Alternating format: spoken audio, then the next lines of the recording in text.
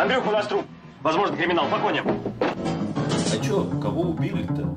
Советскую экономику. Споры о различных аспектах развала Советского Союза даже спустя 3 десятилетия будоражат умы абсолютно разной публики, будто в первый день. В частности, споры касаются советской экономики, которая, с этим, кажется, глупо спорить, под конец существования Союза погрузилась в кризис, во многом предопределив судьбу государства в целом. Причины стагнации и кризиса называются самые различные. От заговоров в ЦРУ и диверсионной деятельности сволочи Горбачева, пролезшего во власть, до того, что экономика СССР развалилась сама собой, ибо была неэффективной.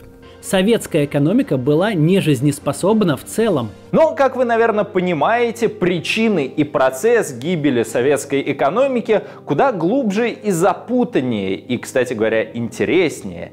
Этим всем сегодня и займемся. Стоит сказать, что поскольку тема глобальная и сложна, то в рамках видео мы разберем лишь основные ее моменты. Если кто-то захочет ознакомиться с ней поглубже, то советую посмотреть лекции Алексея Сафронова, ссылки будут в описании, а также прочесть ряд трудов, названия которых также будут в описании. Особо выделю книгу одного из авторов сайта Вестника Буря Максима Лепского «Новый русский капитализм» и ряд его статей у нас на ресурсе.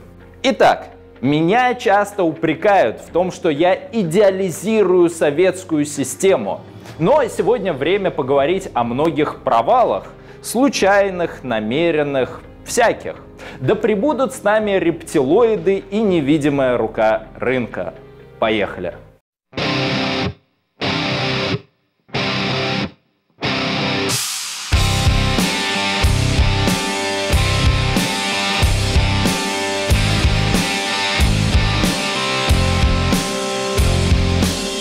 Если Советский Союз был таким классным, прогрессивным, то почему же он развалился? Этот вопрос задают, наверное, не одному мне. Знаете, когда я только начинал знакомиться с темой экономического коллапса Советского Союза и искал корни тех или иных экономических процессов и явлений, ну, например, дисбалансов в производстве, мне приходилось отматывать ко все более и более ранним периодам советской истории, залезая в конце концов вообще в историю царской России. Запутанная история. Как это верно, Ватсон? Более того, как верно заметил в одной из своих лекций Алексей Сафронов, советская экономика – это капец какое растяжимое понятие. Военный коммунизм, НЭП, сталинская модель, хрущевский период, период Брежнева, Андропова, Черненко, наконец, перестройка – это все зачастую, очень разные модели экономики. Мы остановимся главным образом на том, что происходило в 80-е годы, но неизбежно придется сказать несколько слов и о предыдущем периоде. Начнем с крайне важного момента. Еще в 50-е и 60-е годы серьезно меняются установки и социально-экономические цели советского руководства, что в немалой степени предопределяет дальнейший вектор развития экономики. В первую очередь я имею в виду подмену на официальном уровне строительства коммунизма культом потребления. Посудите сами. Советский Союз прошел через непростые первые десятилетия своей истории. Дальше страшная война. Естественно, поколение фронтовиков хотело для себя и для своих детей сытой и спокойной жизни. Имели, так сказать, на это право. Об этом, к слову, говорил в недавнем интервью некогда руководитель главного вычислительного центра Госплана Владимир Косов. Ссылка будет в описании. Вопрос лишь в том, что со временем на государственном уровне это повышение потребления становится самоцелью. Такие представления проникли даже в третью программу КПСС 1961 года. Вот что о ней пишет Борис Кагарлицкий, например. Коммунизм представлялся исключительно в виде потребительского рая, своего рода гигантского американского супермаркета, откуда каждый гражданин может свободно и бесплатно тащить все, что удовлетворяет его непрерывно растущие потребности. Культ потребления, встроенный в систему, ориентированную на непрерывное наращивание производства, должен был ее стабилизировать, придать ей новые стимулы. но на самом деле разлагал ее. Хрущев пошел на авантюрный шаг, заявив, что за 20-летие будет обеспечен потребительский Эдем. Реальные доходы на душу населения за 20 лет вырастут более чем в 3,5 раза. Каждая семья, включая молодоженов, получит новую благоустроенную квартиру. Коммунальные платежи, проезд на общественном транспорте, питание на предприятиях и в учреждениях и для занятых в производстве колхозников станут бесплатными. Все завершилось утверждением. КПСС ставит задачу всемирно-исторического значения – обеспечить в Советском Союзе самый высокий жизненный уровень по сравнению с любой страной капитализма. Там все будет бесплатно, там все будет в кайф. Там, наверное, вообще не надо будет умирать. Да, конечно, коммунизм сопряжен с ростом производства и максимальным удовлетворением потребностей как общества, так и каждого человека в отдельности, но потребление здесь не является самоцелью или центральным элементом, потому что все же коммунизм — это в первую очередь про общественную собственность на средства производства, про глобальное планирование и распределение, про максимальную демократизацию, про преодоление отчуждения личности, про новую культуру и систему межличностных отношений и так далее. Ставя во главу угла сугубо потребление, советское руководство воспитывало вот это мещанство, которое стало в итоге одним из факторов уже политического краха Советского Союза. Но именно отталкиваясь от таких установок, власти проводили экономические преобразования. Еще в середине 60-х годов началась реформа Косыгина-Либермана, которую в последнее время нередко называют ключевым моментом для дальнейшей разбалансировки советской экономической системы. Реформа имела настолько пагубные, далеко идущие последствия, что ее хвалил даже Гайдар. Алексей Николаевич Косыгин был одним из самых способных хозяйственных руководителей советского периода. Не из книжек, а по опыту он хорошо понимал, что нужны реформы, нужно вновь включать рыночные механизмы, что без этого новые задачи не решить. Именно он горячо поддержал экономические реформы в Советском Союзе. Пожалуй, тогда, в середине 60-х, Советский Союз последний раз проходил ту развилку, где можно было свернуть на китайский путь. Алексей Николаевич мог стать советским Дэн Сяопином. Хотя изначально ничего криминального в побуждениях реформаторов не было. В конце 50-х, первой половине 60-х годов наметилось первое послевоенное падение темпов роста советской экономики, а значит, увеличение ВНП надо было подстегнуть. Хотели повысить заинтересованность работников и снять лишний груз контроля с госплана, а для этого предоставили предприятиям чуть больше свободы. Снизилось количество плановых показателей для предприятий. Более того, через время те же заводы и фабрики получили возможность, не бегая в госплан, самостоятельно закупать и наращивать средства производства, таким образом становясь более самостоятельными и создавая предпосылки к дисбалансам в различных областях производства. Предприятия, показывающие рентабельность, могли направлять часть прибыли на повышение оплаты труда работников. В результате руководство находили способы либо с помощью дутых отчетов, либо с помощью перехода на более дорогие линейки продукции достигать нужных показателей и повышать зарплаты, не подкрепленные ростом производительности труда. С одной стороны, переход на производство более дорогих товаров способствовал наращиванию дефицита. С другой стороны, часто лишние деньги, которые потребители не могли должным образом потратить, просто складывались в сберегательные кассы. Данные мы видим из таблицы. У людей появилось в большей степени, чем раньше, необеспеченные на руках деньги. Я имею в виду необеспеченные товарами. То есть, поскольку у вас плановая экономика, у вас нужно, чтобы у вас соединились деньги, которые выплатили как зарплату, и товары, которые есть в магазинах и продаются по каким-то ценам, которые вы назначили. Ну, то есть, чтобы человек, имея 100 рублей, пришел в магазин и на 100 рублей мог что-то купить. Сумму товаров, которая в сумме будет равна этим 100 рублям. И если вдруг вы нарисовали этому человеку 200 рублей, а товаров больше не стало, то он на 100 рублей, а цены у вас фиксированные, то есть цены не взлетят. Это не та ситуация, когда на дефицитные продукты цены сами собой растут. То он сначала купит на первые 100 рублей все, что есть в магазине, а со вторыми 100 рублями он будет ходить и говорить, что, значит, зачем мне такой хозрасчет, зачем мне, значит, напрягаться, значит, там, вот, увеличивать показатели, за которые мне выплачивают больше, если мне это больше, все равно некуда деть. Ну, то есть ты же деньги есть не будешь, ты на них хочешь какие-то блага получить.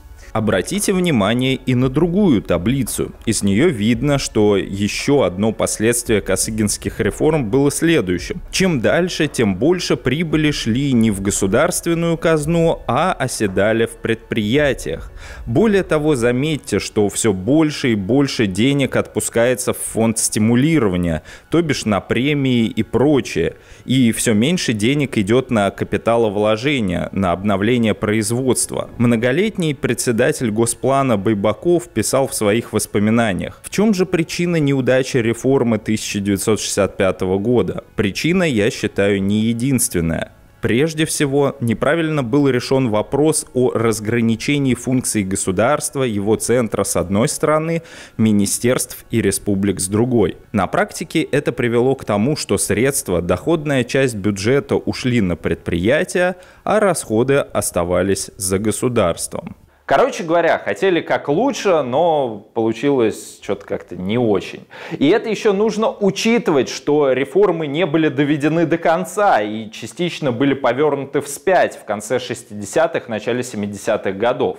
Тем не менее, косыгинские реформы, подробнее о которых можете узнать по ссылкам в описании, хоть и обернулись очевидным провалом и дали отложенный негативный эффект, все же не стали какой-то катастрофой для Советского Союза. Напротив, они привели к кратковременному ускорению экономического роста, породив так называемую «золотую восьмую пятилетку». А дальше в 70-е годы подпрыгнули мировые цены на нефть, позволив развивать производство и потребление и вовсе без каких-либо серьезных реформ и преобразований. Система работала, но, тем не менее, экономический рост постепенно замедлялся. Показатели валового национального продукта демонстрировали все меньший и меньший прирост. Темпы увеличения производительности труда также замедлялись. Если за восьмую пятилетку прирост производительности труда составил 6,8% в год, то в 11-ю пятилетку уже 3,1%. И падение производительности труда тут вполне логично, потому что, ну смотрите, с одной стороны предприятия так и так увеличивают и увеличивают фонды экономического стимулирования, то есть твои доходы, они так и так растут. С другой, как мы видели, происходит снижение отдачи от капиталовложений в производство, что также затрудняет рост производительности. С третьей стороны, поскольку производство не всегда успевало за потреблением, люди понимали, что излишек своих денежных средств они не факт, что сумеют где-то потратить. Ну а зачем тогда трудиться лучше, эффективнее и зарабатывать больше? Кстати, последняя проблема в немалой степени развела такое явление, как теневая экономика, которая также стала одним из факторов коррозии советской системы. Дело в том, что до 1960 года в СССР были артели, эдакий малый и средний бизнес, в котором были задействованы под 2 миллиона человек, производивших товары повседневного потребления. Так вот, в период с 1956 по 1960 артели были ликвидированы Хрущевым. И вроде ура, мы стали еще на шаг ближе к коммунизму, но по факту шаг оказался неумным, ведь понятно, что сворачивать или трансформировать малый и средний бизнес можно тогда, когда ему есть адекватная замена. В СССР того периода адекватной замены не оказалось, в результате чего стало хромать производство некоторых товаров повседневного потребления. И такая Такая ситуация лишний раз подстегнула развитие теневого сектора в экономике, покрывшего неудовлетворенный спрос. Зарубежный исследователь Грегори Гроссман оценивает долю теневой экономики в ВВП СССР в конце 70-х годов в 7-8%. Экономист Меньшиков пишет о том, что на долю теневой экономики во второй половине 80-х приходилось уже 15-20% от ВВП. Ханин пишет об участии в теневой экономике десятков миллионов людей в 80-е годы. До кучи добавляется еще ряд проблем. Например, бурная урбанизация Советского Союза. Во второй половине 50-х годов количество городского населения превысило показатели населения сельского. Требовался гигантский рост сельхозпроизводства, чтобы, банально прокормить города. Многие критики СССР злобно ухмыляются, что с хрущевского времени страна закупала зерно за границей. Однако оно требовалось в первую очередь на фураж для растущего поголовья скота. Плюс без закупок зерна невозможен был бы рост городов, в которых сейчас наверняка восседает большинство критиков. Что же касается положения сельского хозяйства, то да, отдача от вложений в него падала, но вряд ли получится сказать, что к 80-м годам оно было в кризисе. Обратите внимание на экране показатели сбора зерновых. Урожайность зерна от Хрущева до Горбачева тоже выросла в 1,5 раза. Но проблема в том, что северная страна не могла наращивать сельхозпроизводство теми же темпами, какими шла урбанизация. Деревня не успевала прокармливать растущие города. В итоге выход был найден в массовых закупках продовольствия за рубежом. И пока финансы позволяли, пока цены на нефть были высокими, Советский Союз мог себе это позволить. И само по себе это отнюдь не криминальное дело. Но важно-то другое. Советский Союз все больше и больше встраивался в мировую капиталистическую систему, теряя продовольственную независимость, добытую огромными стараниями и, что уж там говорить, жертвами в сталинскую пору. То есть проблем, тревожных звоночков, деструктивных тенденций в советской экономике к 80-м годам хватало, это факт.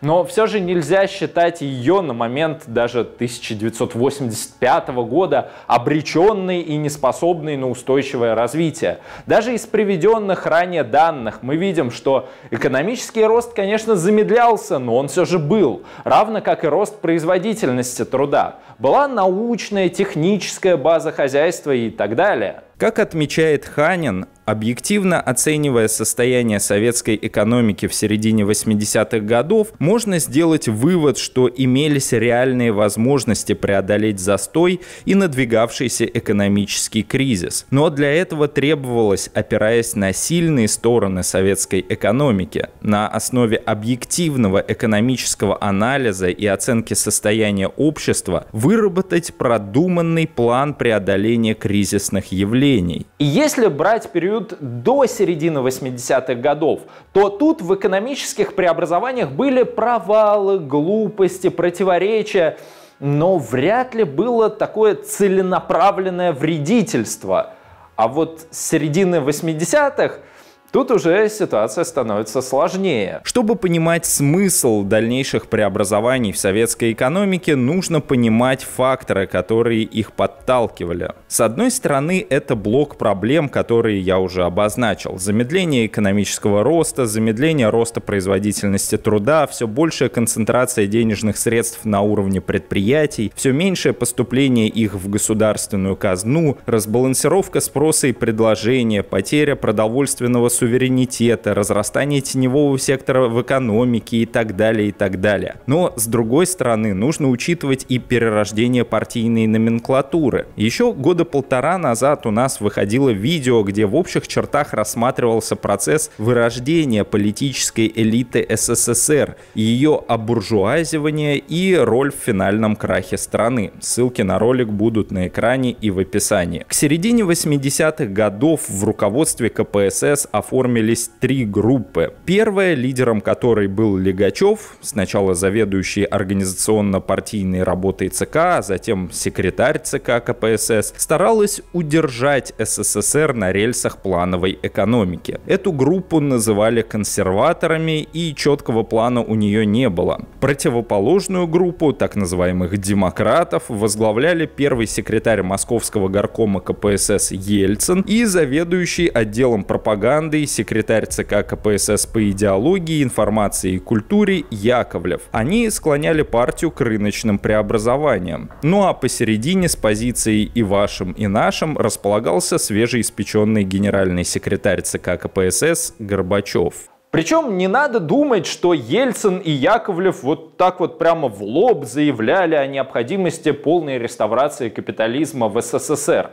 Нет, все затушевывалось такими цитатками Ленина, ссылками на НЭП и прочее. Если посмотреть на ранние выступления Ельцина, да даже его книгу «Исповедь на заданную тему» 91 года издания, то он там предстает перед нами таким коммунистом, борющимся с партократами. Пока мы живем так бедно и убого, я не могу есть осетрину и заедать ее черной икрой. Не могу мчать на машине, минуя светофоры, шарахающиеся автомобили. Не могу глотать суперлекарства, зная, что у соседки нет аспирина для ребенка, потому что стыдно. Пренебрежение ленинскими принципами за прошедшие годы и так много бед принесло народу. Видимо, всем нам надо овладеть правилами политической дискуссии, терпеть мнение оппонентов, как это делал Владимир Ильич Ленин, не навешивать сразу ярлыки и не считать еретиками.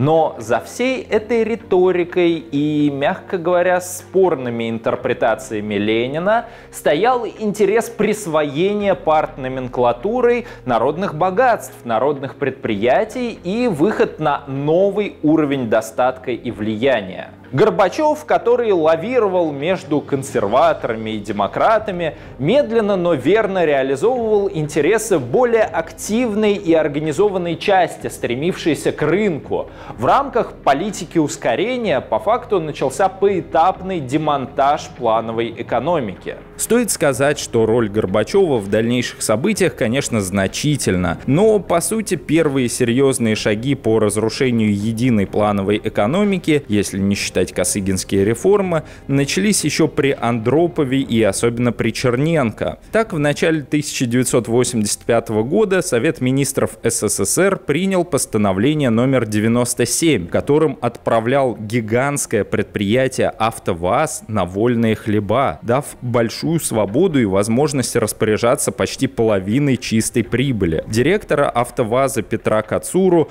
после этого в Минавтопроме даже начали именовать удельным князем. Подробнее обо всей этой истории можете почитать на сайте Вестника Бури, ссылка будет в описании. Ну а после вступления на пост генсека Михаила Горбачева партийные верхи начали прокладывать путь в светлое капиталистическое будущее с еще большим энтузиазмом. Первыми шагами в рамках политики ускорения стали постановление ЦК КПСС о мерах по совершенствованию управления внешнеэкономическими связями и закон об индивидуальной трудовой деятельности, 1986 год. Первое постановление позволяло министерствам и крупным предприятиям вести торговлю на мировом рынке. Хотя эта торговля строго контролировалась внешнеэкономическими министерствами и государственными банками, все же это постановление подрывало целостность государственной монополии внешней торговли и задавало курс будущим экономическим реформам. Уже 1 апреля 1989 года все предприятия и производственные кооперативы получили право на введение торговли на внешнем рынке. Такого, к слову, советское государство не позволяло себе даже во времена НЭПа. Ну а закон об индивидуальной трудовой деятельности 1986 года легализовал легализовал мелкое частное предпринимательство в сфере кустарно-ремесленных промыслов, бытового обслуживания населения и так далее. Закон запрещал использовать наемный труд, поэтому на таком предприятии работало, как правило, по 1-2 человека. К 1990 году число занятых легальной индивидуальной трудовой деятельностью достигло 673 тысяч человек. Предприниматели организовывали кустарное производство в условиях практически полного отсутствия конкуренции и наличия дешевого сырья. Плюс никто не мог диктовать им цены. За короткий срок на основе огромной разницы между государственными и спекулятивными ценами они получили значительную прибыль. Концентрация серьезных денежных сумм в руках отдельных предпринимателей усиливала товарно-денежный дисбаланс советской экономики. Впрочем, это лишь начало. Дальше больше. 1987 год выходит закон о госпредприятии. Согласно ему, госпредприятие выполняет работы и оказывает услуги в соответствии с планом и договорами на основе полного хозяйственного расчета, самофинансирования, самоуправления, сочетания централизованного руководства и самостоятельности предприятия. Забавно, что, добавив в котел советской экономики щепотку или даже сказать горстку анархосиндикализма, руководство страны поспособствовало развитию капиталистических отношений. Теперь государство спускало лишь контрольные цифры производства, а предприятие могло производить больше и самостоятельно распределять товар через механизмы розничной торговли. Причем реальную власть на местах расширили таким образом не рабочие, у которых попросту не было ни культуры управления, ни необходимых знаний, да и желания управлять, а директора, которые чем дальше, тем больше начинают превращаться в этаких завуалированных капиталистов, которые барыжили излишками производства и наживались на этом. Более того, в условиях относительной экономической самостоятельности предприятий усложнился налоговый контроль. Поступления в казну сокращались. Наконец, получив возможность распоряжаться финансами, руководство заводов не вкладывали их в капиталы, переоборудование предприятий, опускали наличные доходы и повышение зарплат работников. В итоге это ударило по производству, особенно в перспективе, а до кучи усилило проблему дефицита, поскольку денег на руках у населения стало больше, а товаров не особо. В период 1985-90 годов денежные доходы населения увеличились на 52%, в то время как розничный оборот вырос лишь на 42%. Излишек наличных денег в 1990 году оценивался Госбанком в 47 миллиардов рублей. Причем, чем острее вставал вопрос дефицита, тем усерднее народ делал запасы, еще более усугубляя нехватку товаров. Ну вот, например, в конце 80-х, когда был дефицит сильный, и в начале 90-х, вот сметали с прилавков все и, значит, с запасом, чтобы, ну, потому что если сейчас не купишь, потом может не быть. Это приводило к совершенно уродливым каким-то формам. У нас, например, была пачка ваты, которая была куплена вот в те годы, когда мне было там 3 года. Она кончилась, мне было лет 16. То есть вот как бы у меня мама закупила ваты на, получается, сколько там, 13 лет вперед. Ну, то есть были запасы, ну, и понятно, что когда таким занимаются все, никакой промышленности не хватит. То есть, ну, невозможно как бы вот все производить с запасом на 13 лет. Самое забавное, что государство тут занимало крайне двойственную позицию в ущерб самому себе. С одной стороны, оно отправило предприятие чуть ли не в свободное плавание, дав возможности для самообогащения. Ну а с другой стороны, продолжало их снабжать государственным сырьем, продолжало давать дотации. В 1989 году производство хлеба субсидировалось на 20%, говядина на 74%, молоко на 61%, птица на 36%. То есть государство продолжало вбухивать огромные деньги, в то время как налоговые поступления сокращались, а прибыль растекалась по карманам возрождающейся буржуазии.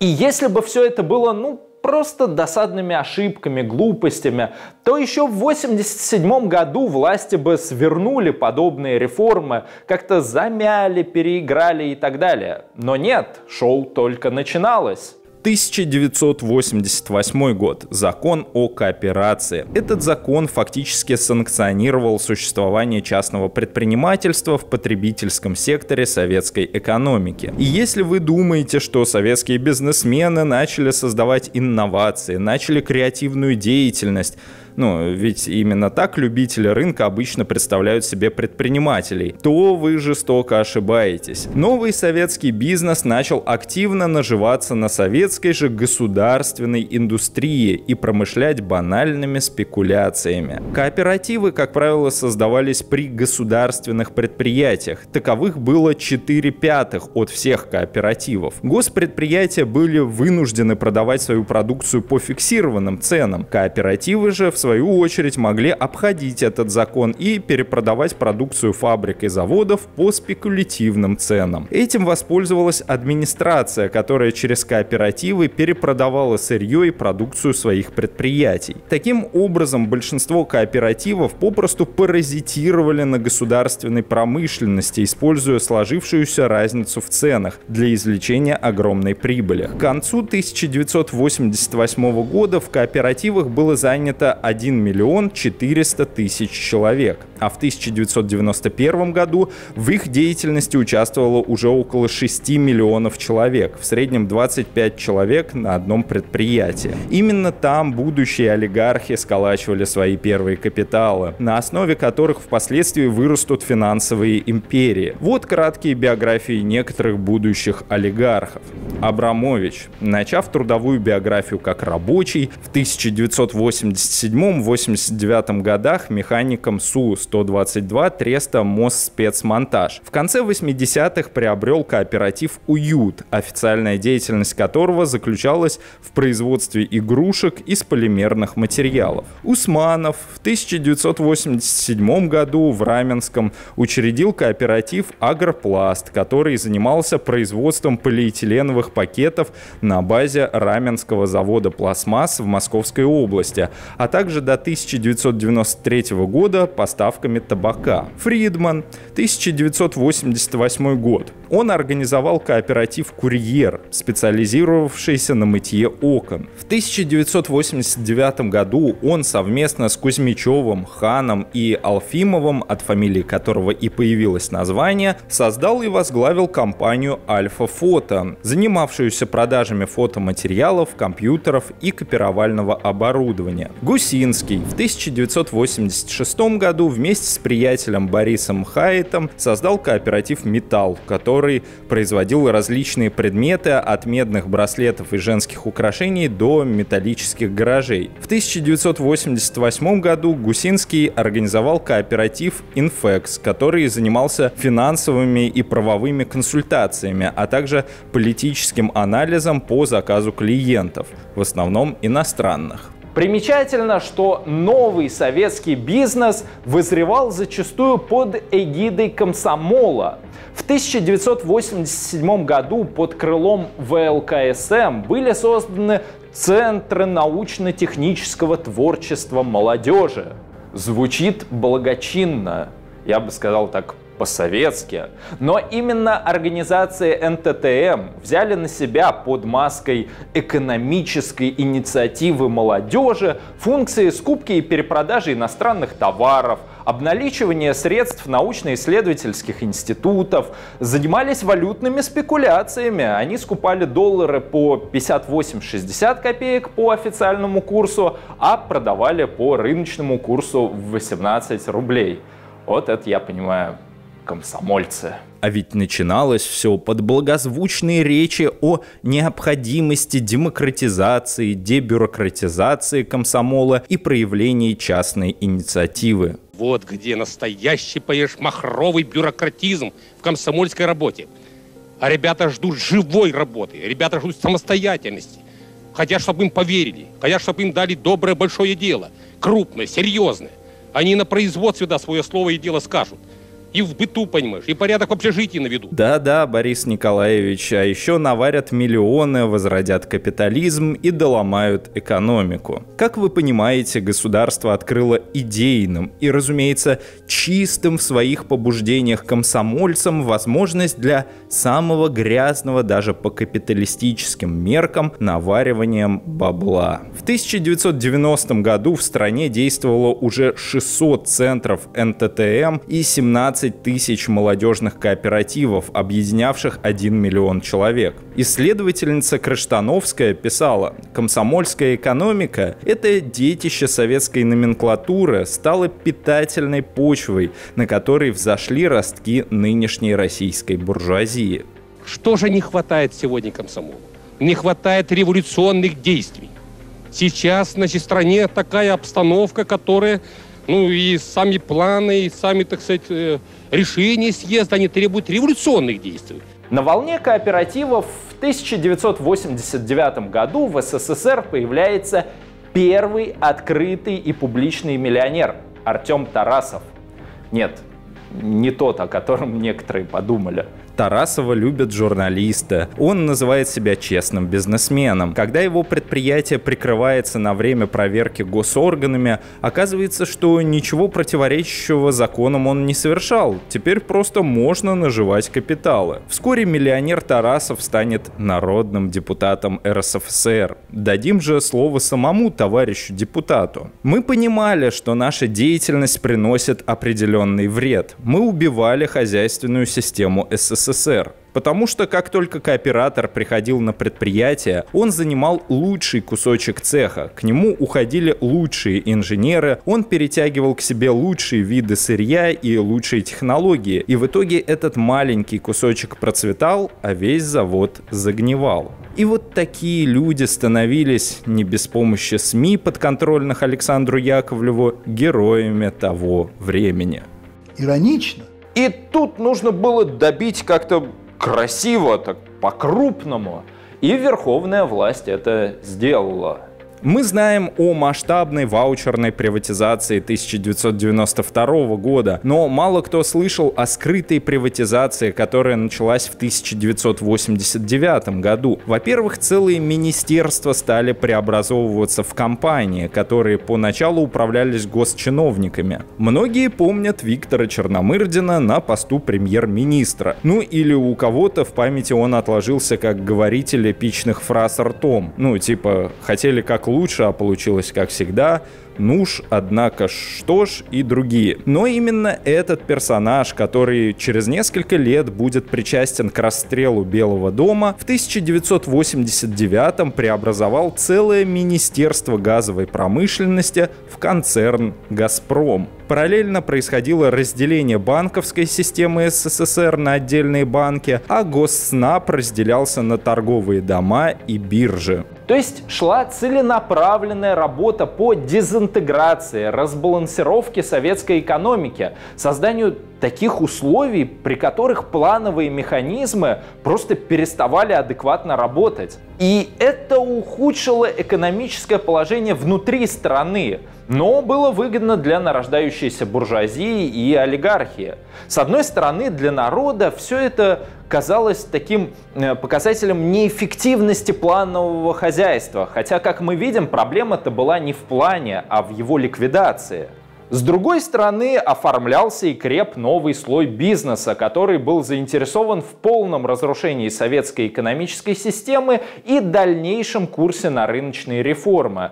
В общем-то, которые как раз и проводили спустя несколько лет Ельцин, Гайдар, Чубайс и иже с ними. Ставка на развитие отдельных экономических субъектов разрушала единство советского народно-хозяйственного комплекса, который мог развиваться только тогда, когда его элементы выполняли большой и единый общегосударственный план. Установка прибыли и себестоимости в качестве основных критериев эффективной работы предприятия превращала советские фабрики в полурыночные фирмы, ставшие со временем рассматривать в других предприятиях своих конкурентов. Производители стали стали целенаправленно раздувать себестоимость своей продукции, ориентируясь на производство дорогих товаров. Это приводило к дефициту дешевых товаров массового потребления, которые стало невыгодно производить. И это мы еще оставляем за скобками ряд других, менее эпохальных, но бивших по экономике событий, вроде антиалкогольной кампании, развернувшейся при том же Горбачеве, или падения цен на нефть в 1986 году. Одной рукой разрушая собственную экономическую систему, власть другой рукой брала все новые и новые долги на Западе для закупки товаров. Это, к слову, ставило Советский Союз в невыгодные политические позиции на международной арене, вынуждало идти на односторонние уступки перед США, НАТО и так далее. Нужно понимать, что наварившиеся на всех этих экономических перетрубациях элиты национальных республик все больше теряли интерес к покровительству со стороны Москвы, стараясь закрепить собственные позиции на местах. Ну а падение уровня жизни остального населения, дефицит и прочее только подогревали националистические настроения на окраинах. То есть по абсолютно разным причинам, но в едином порыве предпринимательские и партийные верхи и трудящиеся низы окраин начали выступать за независимость своих республик. Экономическая политика времен перестройки запустила вереницу деструктивных процессов, социальных, внутриполитических, внешнеполитических. И когда мне говорят, мол, смотри, плановая экономика же неэффективна, Советский Союз же рухнул, мне всегда как-то смешно и одновременно грустно, потому что советскую экономику убила не плановая система, а методичное и безумное внедрение рынка. Это вообще очень остроумно. Мы внедряем в плановую экономику все новые и новые рыночные элементы, планомерно расшатываем ее, а потом, когда она рушится, заявляем, что плановая экономика просто была неэффективной. И внедрение рынка проводили не бесстрашные и чистые сердцем атланты, а представители выродившейся, обуржуазившейся партийной номенклатуры. Они же, к слову, проводили и гайдаровские реформы, о которых мы поговорим в следующих выпусках. Но где бы был ваш хваленый рыночек, если бы не ублюдки из обкомов? С вами же был канал Вестник Бури. Подписывайтесь, ставьте палец вверх, пишите комментарии, показывайте видео друзьям. И не забывайте, что плановая экономика Советского Союза не умерла от старости или неэффективности. Ее убили. Кто-то целенаправленно, кто-то по халатности или неосторожности. А что было дальше, узнаете, как говорится, в следующей серии. До новых встреч!